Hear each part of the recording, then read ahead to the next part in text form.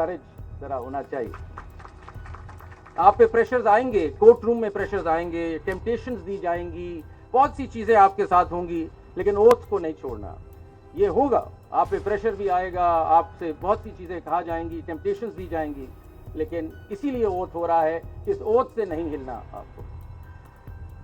बस आखिर में मुझे इकबाल याद आते हैं, क्या उन्होंने खूब बात की, और बस वो एक शेर सुनाना चाहूंगा कि परवाज है दोनों की इसी एक फजा में, परवाज है दोनों की इसी एक फजा में, करगस जो वल्चर कहलाता है, करगस का जहां और है, शाही का जहां और। Good luck, thank you, all the best, बहुत शुक्रिया बुलाने के लिए, बहुत शुक्रिया।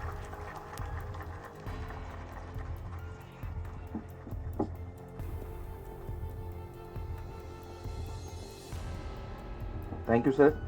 आपकी बातें जब 2021 में हमें मौका मिला था, तब भी यही ख्वाहिश थी कि कभी क्या ये अपॉर्चुनिटी मिलेगी कि जब आपने ये कहा कि ज़मीन बड़ी ज़रखेज़ है, यहाँ पे जुडिशरी में उस नई सोच और जिद्दत को लाने की ज़रूरत है, पीछे क्रिटिक्स करने की ज़रूरत नहीं है। मुझे आपके ये अल्फाज आज भी याद हैं ऑनरेबल जस्टिस साहब, और एक आपने फहमीदा रियाज का शेर पढ़ा था, तो वो आज भी मुझे याद है। कुछ लोग तुम्हें समझाएंगे, वो तुमको खौफ दिलाएंगे, जो है वो भी खो सकता है, इस राह में रहजन हैं इतने, कुछ और यहाँ हो सकता है, कुछ और तो अक्सर होता है, पर तुम जिस लम्हे में जिंदा हो, ये लम्हा तुमसे जिंदा है, ये वक्त नहीं फिर आएगा, तुम अपनी करनी कर गुजरो, जो होगा देखा जाएगा। कराची बार एसोसिएशन हमेशा की तरह ऐसे निडर, खुद मुख्तार जस्टिस के साथ खड़ी है और आगे भी खड़ी रहेगी, जो आज़ाद अदलिया के साथ खड़े होते हैं। ये हमारी जो पिटीशंस फाइल हैं, उस चीज़ का सबूत है कि हमने हमेशा आज़ाद अदलिया के लिए आवाज़ उठाई है। किसी ल्यूक्रेटिव डील को हमने नहीं एक्सेप्ट किया। क्यों? क्योंकि हम इदारे के साथ खड़े हैं। तो हम सब के लिए ऑनर है आपका यहाँ पर आना, आपका यहाँ पर मौजूद होना। ओथ के साथ ही आपकी जितनी बातें थी, जो हम सब ख्वाहिशमंद थे कि आप एड्रेस करें मेंबरान से, वो सुनी। डिस्ट्रिक्ट जुडिशरी भी इस वक्त मौजूद हैं।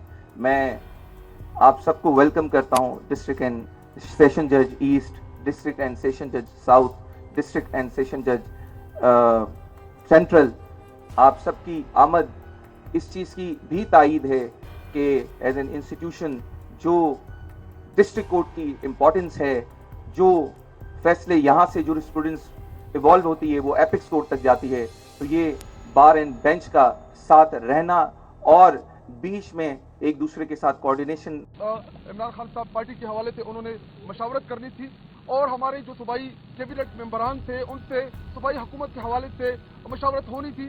लेकिन 2 बजे से लेकर अब तक हम बार बार उनसे पूछ रहे हैं कि जी सुपरटेंडेंट साहब से पूछे कि जी बाहर से मेहमान आए हैं, जिसमें 2 कौमी असम्बली के पार्लियामेंटेरियन, 2 मौजूदा कैबिनेट के सूबाई मिनिस्टर, एक एक्स मिनिस्टर और एक हमारे पार्टी का सूबाई सदर दाऊद शाह काकड़ साहब, जिनको इमरान खान साहब ने बुलाया मुलाकात के लिए।